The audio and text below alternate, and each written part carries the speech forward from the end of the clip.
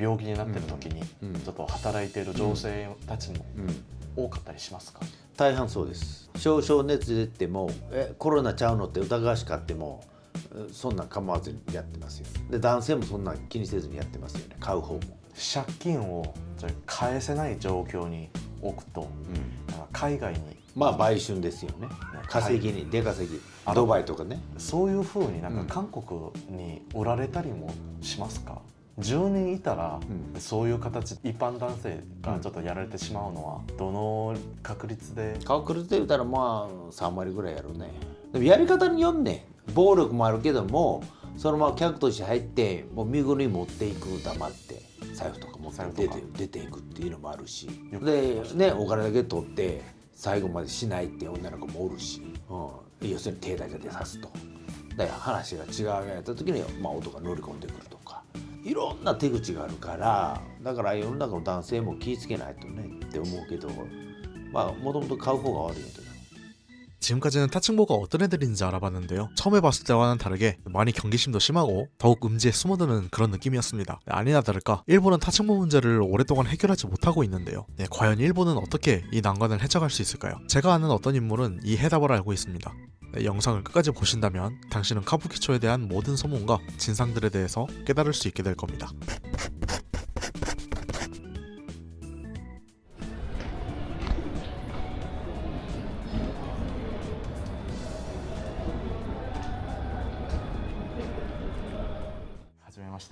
カメラに向かって皆さんに簡単な自己紹介をお願いします。まずは源秀盛です。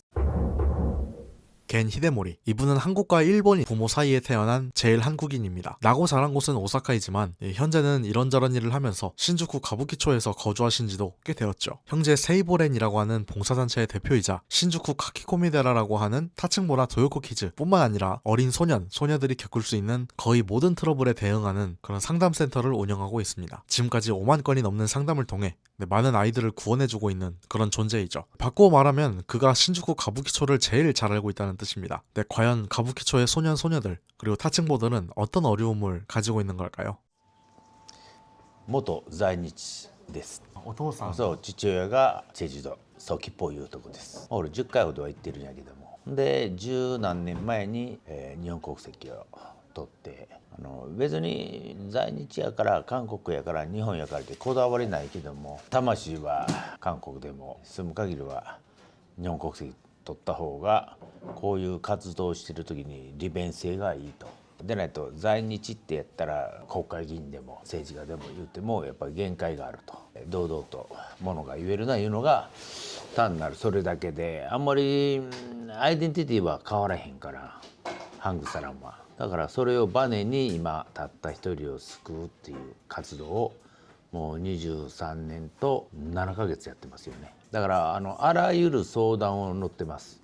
DV からストーカー、自殺、暴力団絡みから借金で宗教問題からもうあらゆる相談やね。23年と7ヶ月でもう5万人以上は来てます。だからその一瞬一瞬を自立相談、自立相談いうのはこう立て直しやな。なかなか日本では世界的にでもこういう団体はないいうことで、いろんな世界中からの取材を受けましたけども、それは珍しい団体ですよね。聖母連についてどんな団体なのか、ちょっと簡単に紹介してもらっていいですか？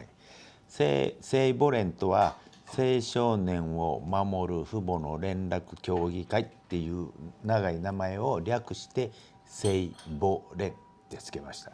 それは特にホスト問題、売掛金で、苦しめられている女性、20歳前後20歳前後の女性を救うために家族の方々の団体を作ろうということで、そこから始まったのが聖母連のスタートです。この活動を始められたきっかけや動機。聖母連の場合は前身がもともと日本駆け込み寺いうのが23年前にやってて、でコロナが明けて、で、ホストが300店以上歌舞伎町にあって、えらいもう何千万も借金を背負わされて、売掛金やね借金を背負われて海外買収やらいろいろやってるとこで、これはもう異常やと、法律もないし。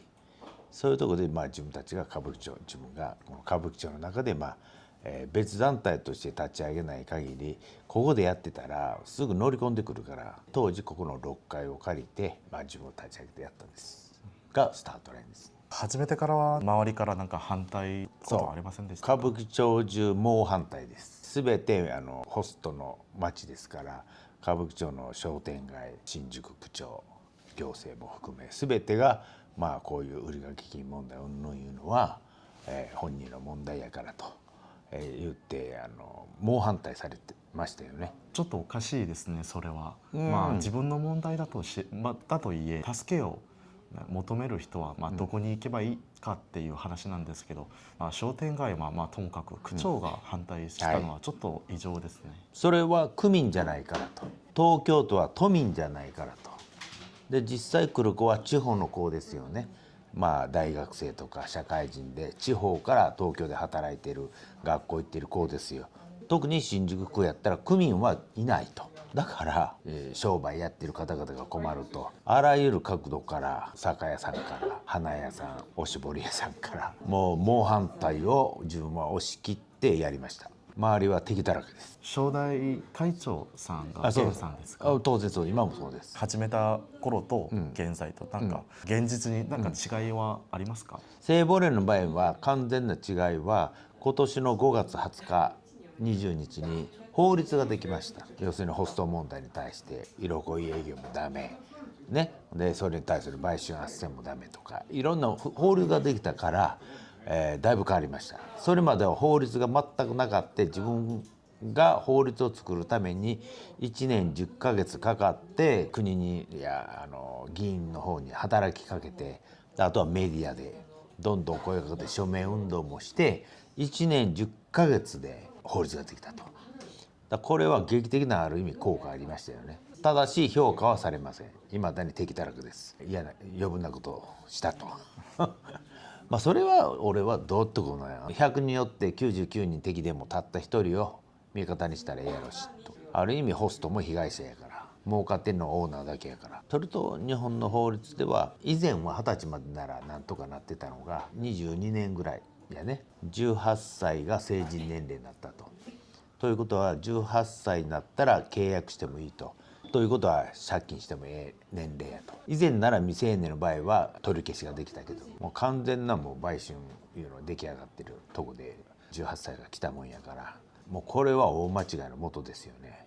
なんか今までなんか活動の中でなんか印象に残っていること、なんか相談とかありますか？あるね。やはりメディアで聖母連の話を出ててどんどん出てったら全国から来るもんやから、お金を取り戻した話もあれば娘さんを取り戻したもあるし、結構強烈なイメージがありますよね。でその中でホストの手口、要するに女性をどうやって落としていくかいう手口全部手に入れて、こういう落とし方があるのかと。カルト的な感じですよね。催眠療法じゃないけども洗脳言うて、要するにもうその子をずっと囲い込んでやってるというような、もうマニュアルができてたいうことで、要するに男性が勉強してでとにかくお金さえ儲けたらナンバーワンや。そりゃそうですよね。歌舞伎町って600メーターの中ですよ。300店以上のホストの店があるのは異常なんですよ。全国的に見てもまずここしかないから、それが全部儲かってるんやから。ということは計算したら8,000人のホストが働いてて、1人3人女の子引っ掛けてももう計算したら数万人の被害者がおるいうことですよね。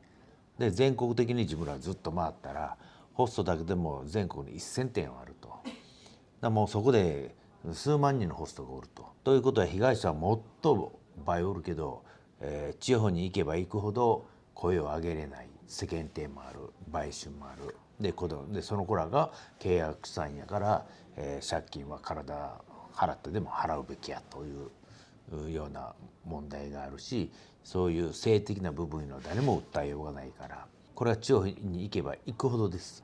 きついですよねこれはね。男は、罰せられることがないから無罪方面です。売春っていうのはそういうもんです。売春した女の子はあげられる。現場に出会うなんか若者たち、で駆け込んでくる若者たち、一番なんか記憶に残ってる相談とかはございますか？あるね。海外売春を数年間やってて約8,000万ぐらい男に貢いだと。で挙句の果てははっきり言って捨てられたと。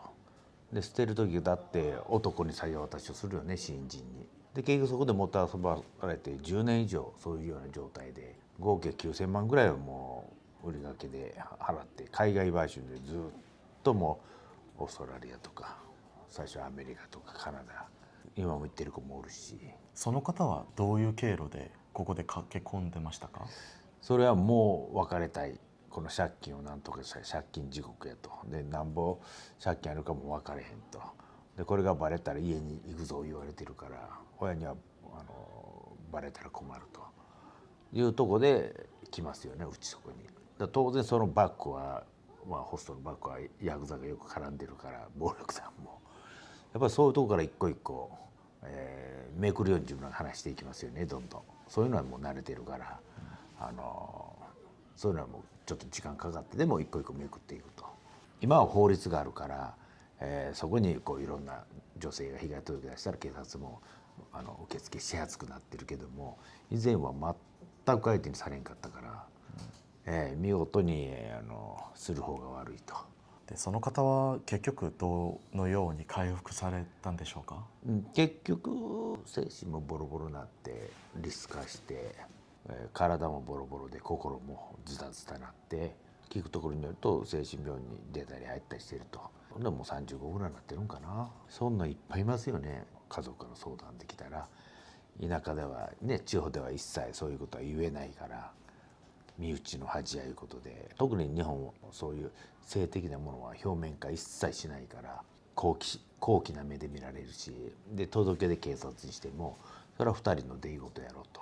逆に訴えた売春した女の子は逮捕ですから。現場でここで駆け込んでくる、若者たちは最初はどんな雰囲気でちょっと駆け込んでますか？まずここが立ち戻り言われるぐらいです。前はね、日本で唯一まずトイレ貸してで水飲みたいで Wi-Fi つなげてで携帯充電で、それで馴染んできたらこう話してくると。もうしんどいんやと、昼ちょっと帰りたいんやとか、それ馴染むまでが時間かかると。でもここに避難所があるいうだけでもまず駆け込んでくると。要するに男性が暴力を振るうと、はっきりともう首絞められたってもうあるけど、警察ではそういうのを言っても売春容疑で逆なるから警察に言えないからうち全部来ますよね。ホストクラブや、路上売春とか巻き込まれる女性は恋愛層とか、背景がどうなってますか？やっぱり20代が一番あと18、19が多いです、圧倒的に。だからもっと言えばもう17ぐらいからこう見といて18になった時に瞬間的に、だから18区ですよね。以前は21人でしたけど、今はもう18区が一番最盛期です。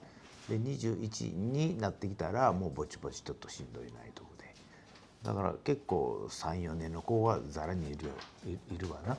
今でもやっぱりここらラブホテル街やからぐるっと歩くだけでも50人以上やっぱり。僕も、ちょっと回ってみたんですけどやっぱりそれでは学生とか、大学生の人が一番多いと。多かったね。特にコロナの時は学校も行っちゃダメよでオンライン勉強、家にも帰れない、そういう時にちょっとホストの看板見て、コロナの時もやってましたからホストは。でそこでちょっと3,000円とか無料とかやから、だから体験入店みたいなことやって引っかかると。コロナの時って約3年間は人との付き合いとか出会いがほぼゼロ状態で、社会的にもみんな、3密回避いうことでもう歌舞伎町もガラガラでしたよね。だからなおさらこの人間関係の希薄さがあったから付き合いがねどんどん薄くなった分、ホストってキラキラしているアイドル的やから、そこで引っかかってるのがまずスタートラインになってるわね。やっぱりその中でも親との関係がちょっと断絶してるケースが多いんですかね？そうです。基本的に親の方がこの地方の親の方が、東京いうとこに大学なり、社会人やったら働いてるからあれやけど、まず大学行く言ったら10万とか15万じゃ全く足らないですよね。まず、家賃だけでも7、8万からすると、で地方からやったら23万45万がもう感覚が全然ずれちゃうんですよね。でここだったら誘惑だらけやから小遣い23万なんか1日で消えると。で親からしたら一生懸命仕送りしてるんやけど全然足りへんからバイトに行ってプラス5万10万稼ぎますよね。そうこうしてる間にこうホストいうとこでもう引っかかっちゃうと。要するにスカウトですよね。引っ掛け方がスカウトとかマッチングアプリとかいろんなコネクションを通じてこうネットワーク広げているから、優しさにほだされるっていうか、特に日本の場合は男尊女卑っていう言葉があるんですよ。まだそんな時代です。まだ日本は夜は特に。韓国は昔はそんなことはい全然あったんですけど、2010年前はいはい。あったんですけど、今はそんなことは全然なくて、なんでしょ日本はまだそういうう。もうこと男尊女卑ですよ完全に。もう存在してますか？もうそれはもう自分嫌いほど知ってますよ。だからセックス産業はもう世界一ですよね日本の場合は。ソープランドやなんやかんやっていろいろ言ったらちょうど法の網をかいくぐるように、だから法律的にはもうちょうど中途半端な法律ばっかりやから、例えばソープランド行ったらどういうとこ置いたら100人の男おったら100人の男性みんな分かってるねん、何をするとこかね。女性だって分かってんねん。そんなソープランドって単なる風呂入るだけの話じゃないから、やっぱり性的サービス言うけどやっぱり最後まで行っちゃうんやから。でそういうのかってもう曖昧な国やから日本の場合はいまだにやっぱり借金抱えた子はやっぱり体を売るいうような土壌ですよ。でそれを出張族とか今インバウンドで外国人がどんどん来てるから、日本はそういうのは曖昧な部分が残ったまんまですよいまだに。実際にこうやって路上に売春しているいわゆる立ちんぼはいに呼ばれている女性たちは、まず最初は何で立つか言ったらまずホストの借金ですよね。一番大きい理由がホストですか？そう借金ってそうです。そうです。だって普通で昼間働いて20万じゃ追いつけへんわね。一晩で20万使っちゃうから、ほんなら売春やったら1時間1万5,000ですよね。だから6本やったら言ったらもう9万円になりますよね。っていうように安易に稼げる方法をホストが教えると。でホストが最初紹介してたから、でホストのスカウトいうのを追って全国のソープランドにみんな女の子入れてたからいう土壌があるんですよね。でそこで今も法律はできた言いながらやっぱり売春斡旋的なとか強要とかそういう風俗にどんどん生かしているのが今の状態ですから、本来やったらそういう子らは自分ら思うのは掛け売りを一切やめて、例えばカードで決済をすると、カードおよび現金のみだったらみんな学生なんかだったら限度額20万ぐらいですよね。カードの余震って信用もここを徹底したらなくなるんやけど、そういうことはもう個人のある意味自由やからでさせない。で店ではやっぱりかける禁止と言いながらホストが立て替えてるっていうふうにやりながら女の子借金は相変わらず増えてると。抜け出せなくなる最大の原因はホストとかメンズコンカフェとかの人間関係をちょっとやめないからそれ抜け出せないと。洗脳的やな。惚れさすっていうの色恋やからいかに惚れさすか。とにかく優しいからホストは唯一になんか認められたみたいな。そうです。だって日本の社会であんだけホストみたいに優しい人はいないから。男は付き合ってるうちはいいけど結婚したらもう俺のものやっていう優しい言葉もみんなかけへんわな。日本の社会でははっきり言うけども。そんなイメージがあるんですか？実際にそうなんですか？実際そうなんです。で、5年も10年も経ったらもう夫婦だってセックスがもうなくなるやろうし、で女性は子育てが忙しいしってもう相手にされへんと。それをホストっていう部分が言うのは夢も与えてくれるし優しい言葉もかけてくれるし、1時間でも自分の愚痴でもいろんなことを聞いてくれるわね。それがホストの仕事ですから。これはちょっとあれな話なんですけど、女の子が、売春した後に不良な、彼氏を連れてきてやられたみたいなことになって、なんか金引き取られるみたいなこともあるって。でそれを応じなかったらなんか警察になんか嘘とか逮捕させるようにするっていう場合も聞いたんですけど、それって本当ですか？ありますあります。売春を強要した、もっと言えば、同意なきセックスやと、女の子が強姦されたとか嫌なことさせられたと訴えたら密室やから証拠がないけど女の子が訴えたもん勝ちみたいになってるから、そういうところに男が入ってきて50万とか計算大変からっていうのも犯罪としてはどんどんいっぱいありますよね。ただそれは表面化しないだけで、ちょっと奥でやろうか、場所変えるか、いっぱい人が入ってきたかそうしましょらね。う。一度ここでちょっと休みながら、そううん奥休みも兼ねてちょっと行きましょうか。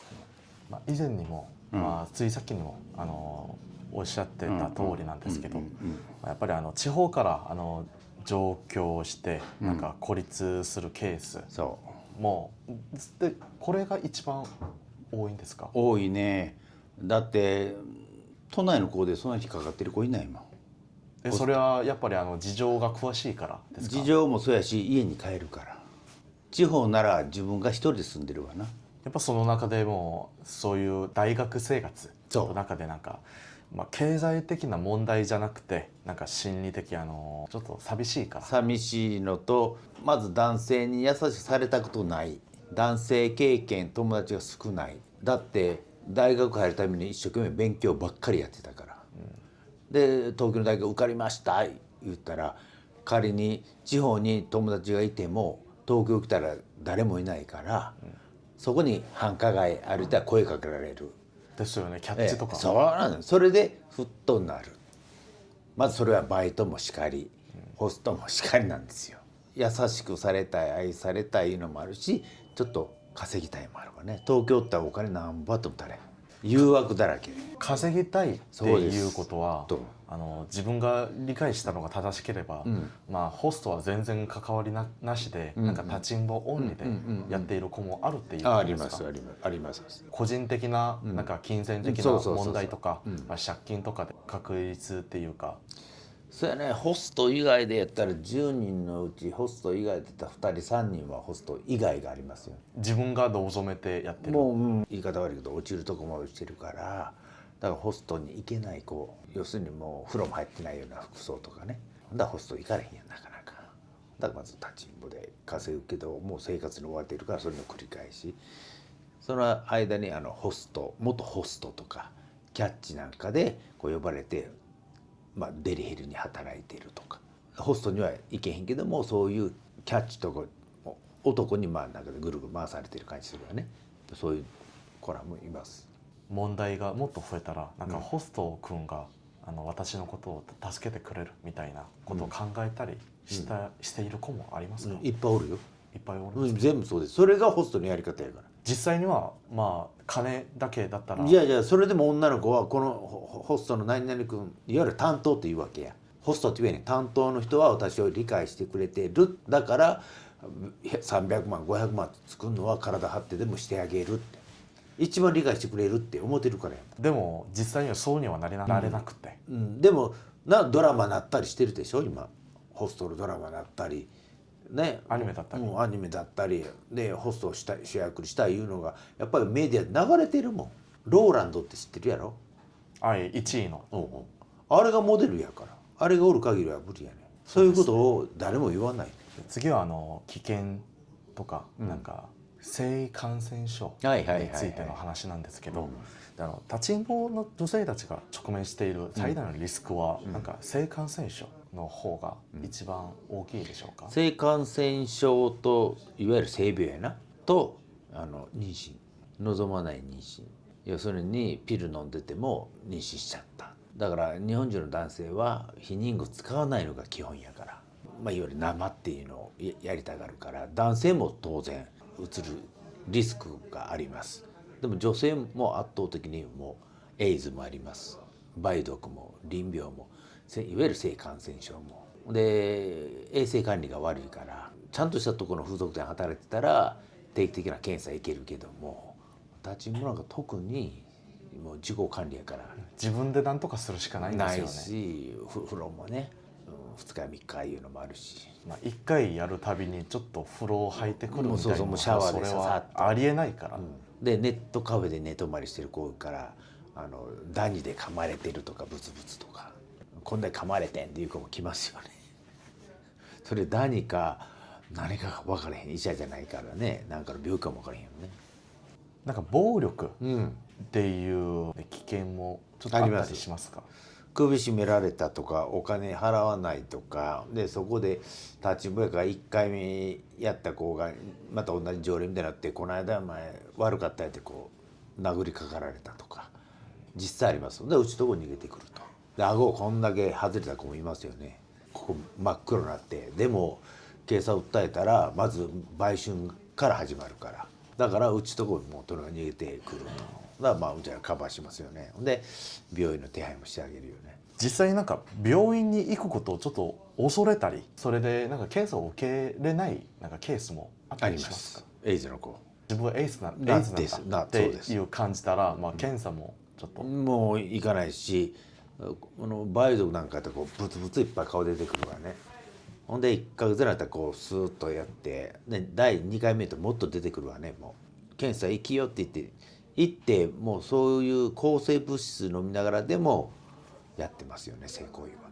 まあそれも移りますよね。移ります。新宿一番多いですよ、性病が。よく聞きます。もう新宿一番多いですよ。みんな株直発信ですから。コロナの時も。これはちょっといけない話かもしれませんけど、やっぱまあ、エイズ、まあ、含まなくても病気になってる時にちょっと働いている女性たちも多かったりしますか？大半そうです。少々熱出てもコロナちゃうのって疑わしかってもそんなん構わずにやってますよね。で男性もそんなん気にせずにやってますよね、買う方も。コンドームを使ってもかかる場合もありますか？穴開いたり粗悪品っていうか、意外と妊娠が多いですよね。だから結構堕胎は一緒に連れて行ったりしてますよね。1回28万から30万円ねかかるわね。保険効かないから、保険証持ってないから。でさっきもおっしゃってましたんですけど、なんか医療品が負担になりすぎてちょっと病院に行けないっていうこともあったりしますか？あります。まず住民票がないから保険証もないと。住民票がない。もう家に置いたままで持ってこれないとか、ホストに取り上げられてるとか。個人から、まあ、借りた金だからじゃあよこせよみたいな。当然で担保として預かると。担保。でネットカフェで寝起きしとったら住民票がないから実家に帰らないと。住民票はで仮にそれで保険を作ったらどこの病院行ったか親にバレるから一切持たないから、よっぽどじゃない限り行かない。だからどんどん病気がひどくなっていくわね。なんかシステム的にこの人はなんか性病に治しになんか病院行ったっていう記録が残るからなんか避けることも当然保険なんか使ったらバレるから自費で行きますよね。保険じゃなくてそれも名前も変えてバレないように。だからちょっとたまった金で1回は行って不安やけども、あとは、いろんな抗生物質とかあんな薬は、まあ、適当にもらいに行ったり、それが女性友達の保険証を使って行ったりもしてますよね。そうやって貸すのも可能ですか？可能です。本当はダメやけど同じような年齢やったらわからないから。自分はまあ、ちょっと取材の仕方が悪かったんですけど、駆け込み寺の前に立ってる女性たちにちょっと話しかけてみたんですけど、だから韓国人嫌なんだよみたいな駆け込んでしまった。そうここにみんなそれが多いから。立ちんぼコミュニティでこういう韓国人ちょっと気をつけろみたいな載せたりもするんじゃないかなと言われました。それは多いからね。韓国人だけじゃなく観光客とか YouTuber がむちゃくちゃやるから、なんかやっぱり許可なく全部撮ったり隠し撮りしたりしてるのいっぱいおるから、やっぱ女の子たちは警戒しますよ。本当になんかそんな立ちんぼ同士のコミュニティとかあったりしますか？ありますあります。なんかそっちでは自分は全然見れなくて、それは見られへん。要するにグループ LINE 組んでる子らいっぱいおるから。みんなつながってますね。じゃあ次の質問ですけど、やっぱさっきおっしゃってた通りに個人的なローンで、なんか店でちょっとお会計ができなくなっちゃった、身分証取ってローンをしてあげるみたいな、そういう行為を合法ですか？例えばスカウトいう人らが女の子を紹介するわな。まず店を紹介したりで、ホストの借金を風俗行くのにスカウトがまた紹介したりするわけや。直接女の子でそんな知らんから。だからホストで売掛金が30万50万100万って売掛金がなったら、もう30万ぐらいからホストがスカウトに言って、まあ、働く場所とかの紹介したりするいうのはあります。でそれと、当然闇金的な感じで、この借金はとりあえず店に立て替えて払わなあかんから100万でもで100万でもまあそのホストが戦えとくからまず稼げと。でそのために担保的に保証的に免許証とかマイナンバーとか保険証とか預かると。だってどこの誰かが分からへんから身分証明がなっていうのはもう普通です。初め無料で来るやんか女性が。その時にもう女の子を調べてるわけや。どこの大学どこ出身身分証な。で、例えば、2万円しかないと。だ今日4万円になったらとりあえず身分証ないって言うて、だ身分証学生証でも何でも出すやん。それと一緒に写メを撮るわけや。写真を動かぬ証拠でこんだけ5万円ってそっから始まってるわけや。それまでにもう LINE 交換してるから次いつ来る。だからもう巧妙なシステムが出来上がってる。ほとんどそれでハマってます。借金を返せない状況に置くと、なんか海外に売春ですよね。稼ぎに出稼ぎドバイとかね。そういうふうになんか韓国に売られたりもしますか？あるでしょ。円安やから日本人はノーって言えないから男性の好きなようにできるわね。韓国とか中国人はまだ気が強いからノーって言えますよね。例えば嫌なことってありますよね。でも日本人はノーって言わないから海外では人気です。日本人は。韓国では、また違う質問なんですけど、韓国では立ちんぼの女性がなんか暴力団体やちょっと半グレっていう、関わっているっていう噂がありますが、それは本当ですか？本当当然。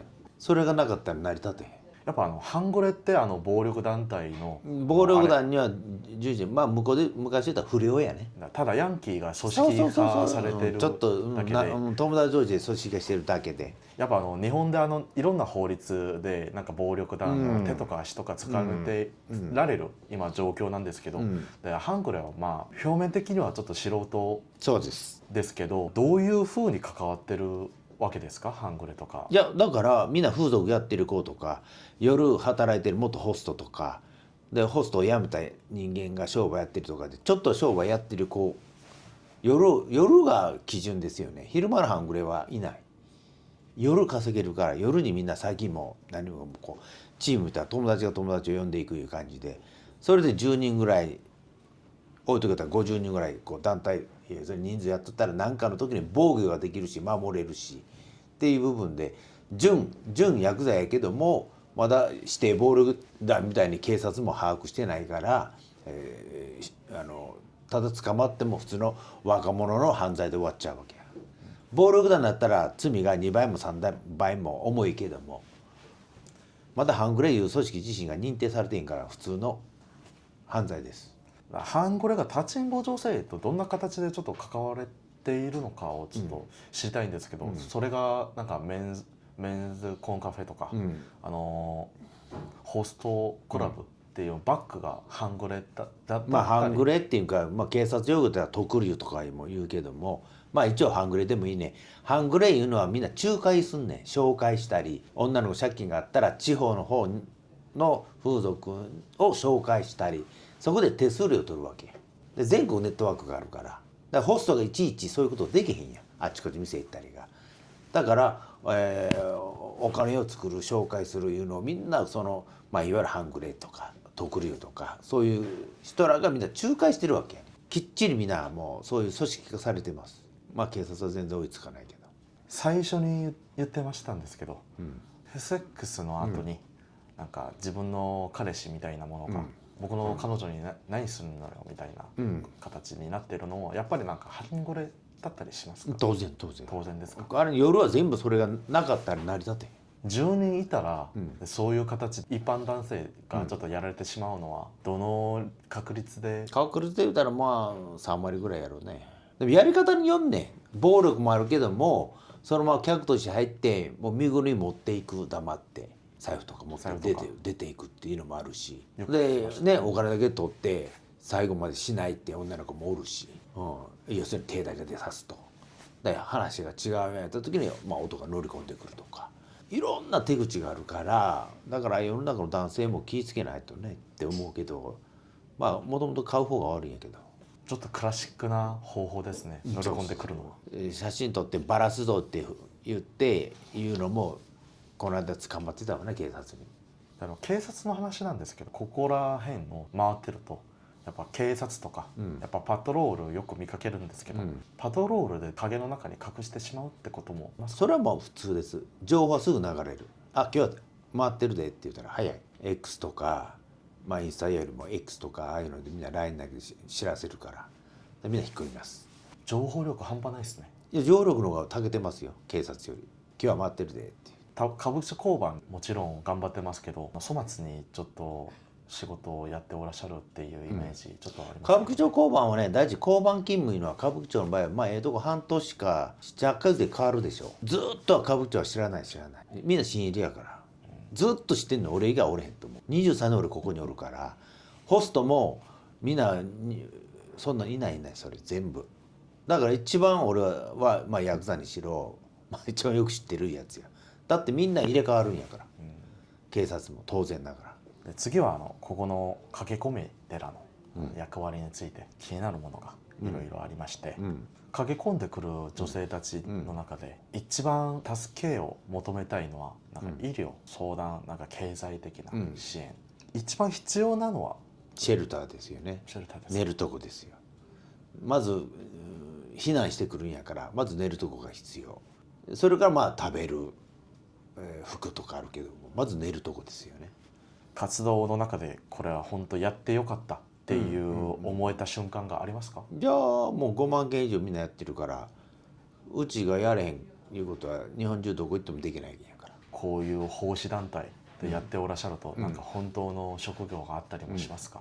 じゃあ俺は昔から、まあ、探偵もやってるし、もっと昔はほら金貸しもやってたし、建設業もやってたし、大工やから寿司屋やから調理人、寿司の調理もやってたし、ありとあらゆる仕事は昔からやってたけど、不動産もいろいろやってましたね。全部ほとんどやってたでしょ。だから不動産もそうなんですけど、だからこういう、わかります、ね、分かりますよね。要するにヤクザとの暴力団との渡り合いもわかるわね。ヤクザの裏事情とか全部わかります。手に取るようにわかる。やっぱ暴力団体っていうことは山口組とか、そうもうみんな俺はよく知ってる。そういう、そうですよね。だって昔は暴力団と対立してきたんやから。俺は組は2つ潰したよな。俺はだって暴力団に俺金貸してたんやから。で取らなかったら組取るやんか。俺それやってたんやから。多分日本では俺しか多分おれへんわ、そんなんやってるやつは。だから暴力団の癖はよくわかるよ。対応ができると。当然ながら。ただもう今暴力団自身が衰退してるからな。もうそうですよね。高齢化が始まってるから、前みたいに言うたらほんまにもう表立って活動ができへんもん。奉仕団体、こういう国からなんか支援とかはないんですか？全くない。国もとも一切ない。だから寄付回避で俺の講演やな。源さんの財布で持ち出す当然。じゃあここらのボランティアさんはもちろん一切なんか給料とかはないんですか？じゃあ出してる優勝ボランティアもあります。優勝ボランティアって、雇われてるのほぼ同じじゃないですか。でもそんなに、通常には出せないと、出せないわな。でもよう頑張ってくれてるよな。どこにも当てはまらない団体やね。助成金とか補助金でもいいか、どこにも当てはまらない。駆け込み寺っていうスタンスが、普通やったら DV やったら DV の団体、自殺やったら自殺の団体って一つのカテゴリーで一つやもんな。うちは一つの場所で全てやねん。だって考えてみたらたった一人やねん、やってることは。たった一人を救うことだけやねん。そのたった一人が来たら暴力団でした、立ちんぼでした、主婦でした、自殺でしたよね。うちは選ばないから、来た人全部ですよ。他の団体は助ける人を選びますよ。あ、この人は助けるけどこの人は助けない、ね、電話や LINE で紹介するとか、こうやって繁華街でこうやって看板貼ってるのうちしかないね。でまた立ちんぼの話に戻りますけど、逆に再び戻ってしまった残念な経験もあります。それは仕方がない。元彼に誘われて戻ってこいよとか、やられない人間関係で、辞めて自分の田舎に帰った、実家に帰ったってね、帰ってもやっぱりここが恋しいから出てくるわな。こんだけ自分を大切にしてくれたらそこ行くわなっていうのがそこやん。自分インタビュー抜きで話をすると、金で愛したり愛されたり、それを金で売ったり買ったりした人は二度と本当の愛ができなくなるっていう信じる人なんですよ、そういうふうに、それでなんか再び戻っても仕方がないよねっていう、理解はできるっていう、戻らざるを得ないっていうやつ、受け入れ先がないから、元通りに戻ってしまったこと、確率は何%ぐらい、3割ぐらい。まあその種類によるわな。女の子が売春で来るけども売春に戻ったって言い出したらもうほとんどかも分からへんし、男女とかいろんな件数によって違うもんな。でも売春はやっぱ戻る子は7、8割やな。やっぱ普通の恋とかそれをちょっと防いでやっぱホストにちょっと絡んだりしたのはやっぱ難易度的な問題ですかね、人間関係の。だから男尊女卑やから日本の社会は優しくないわけやね。それなくともセクハラスメントになるやんか。でも夫婦だったらもう結婚するまではな奥さんを大事にして結婚したらもう知らん顔で不倫するっていう文化やから、だから女性はやっぱり優しさ癒されたいっていう部分でやっぱホストはそれをしてくれるわけや、全てよ。セックスでもやっぱりそれだけ喜びを与えてくれんねん。それがホストの手口やねん。そこにみんな引っかかっちゃう。いかに日本の男性が女性をこう乱雑にしてきたか、優しくできないかいう、これがもともとの根源やね。特に夜の社会ではね。昼間でこそ男女同等やってみんな言うけども、仮面をかぶってるけども、夜がみんな本性丸出しやもん。金さえあればなんぼでも女買えるわっていうのそこやもん。愛してるよってホストはもう常に言うから、さらんよさらんへんよさらんよって毎日言うから。目的がホストの場合は女の子をいかにこの女の子を商品にパッケージして売るかを考えているから前に優しくやるわけや。絶対怒らないから。次の質問です、暴力団体や反グレがこの性暴力の法治活動をちょっとやめさせようと、この事務所にもちょっと直接な、脅迫とか与えたことはありますか？それはあるあるある。具体的にどんな形ですか？いやいや殺しそうから。なんか電話とか電話も駆け込んでそれは俺がおる時は何ぼでも対応できる。やったことありますか？当然そんないっぱい乗り込んできたらいっぱい取ってくんない。それは俺がおったら裁けるけどいない時に来られたら困るからって性暴力は6階に作ったんや。今はここで一緒にやってるけども、当時は最初スタートの時は何が起こるか分からへんから言って6階にしたいんや。やっぱ公開されてる電話とか、メールとかでもちょっと脅迫とか、いやそんなんは慣れっこやから取ってこない。いやいやそんなん俺に向かって面と言うやつおれへんやろ。逆に殺しやったら負けへんから言う気であるやん。みんな素人が言うんやから、ほんまにも道具持ってこいよって俺言うやん。俺いろんなこと昔習ってたからな。韓国やったらテコンドーもやってたし、日本拳法もやったし、空手もやった、ボクシングもやった。小学校中学校の時だってもう喧嘩500回ぐらいしてるんやろうな。西成でずっとそういう差別の中で生きてきたから。西成出身やから。出身ですか？当然生まれも育ても西成やから。西成でおったらここなんか怖くはないよ。そうですね、西成の方がやったら荒いですけどやばいやばい。話戻りますけど、あと職員とかボランティアの安全のためにルールとか源さんのホットラインとかあったりしますか？ボランティアってそれぞれが自主的な活動やから一切制約はないよな。でもやっぱり怖いんじゃないんですか？いや怖かって何かやったら言うといでっていうぐらいやから。源さんはここに近く住んでますか？すぐそこ。すぐそこですか？ここが住民票。ちょっと珍しいですね、歌舞伎町って書いてあると。そうや。本籍もここ。日本国籍取った時も歌舞伎町が本籍。もう歌舞伎町住民ですね。もう任しといていいやつやから。ボランティアを室外にすることが多いんじゃないですか？どんな活動をちょっとやってますか？なんか水ティッシュ配ったりしますか？ティッシュも配るし、ゴミ拾いもやるし、毎日相談も無料、ゴミ拾いも全部無料やな。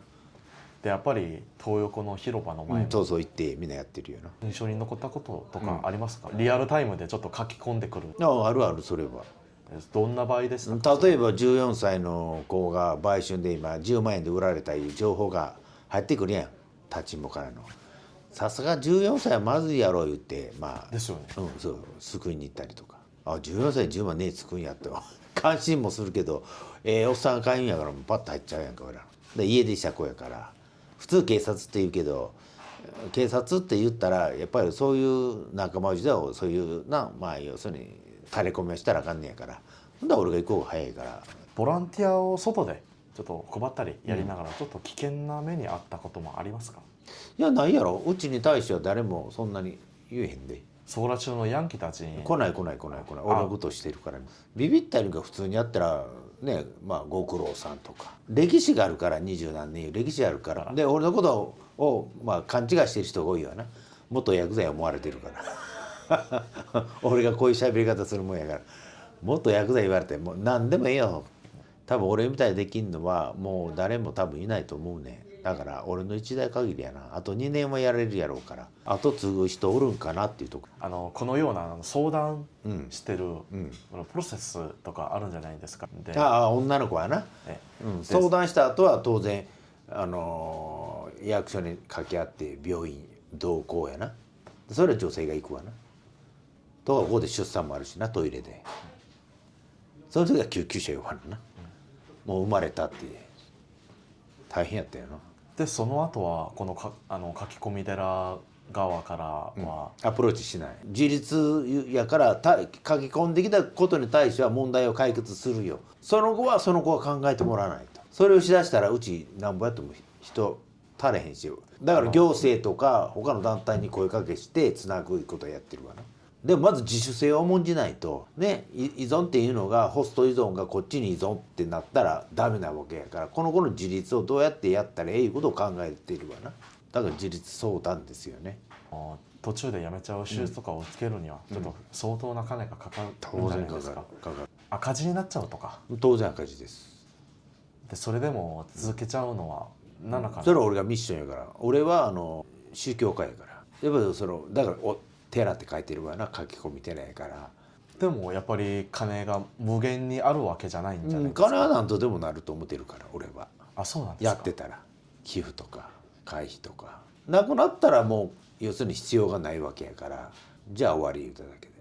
で長期的にこの問題をちょっと減らすには、ちょっと社会がどのように変わるべきだと。もっと関心持つことや。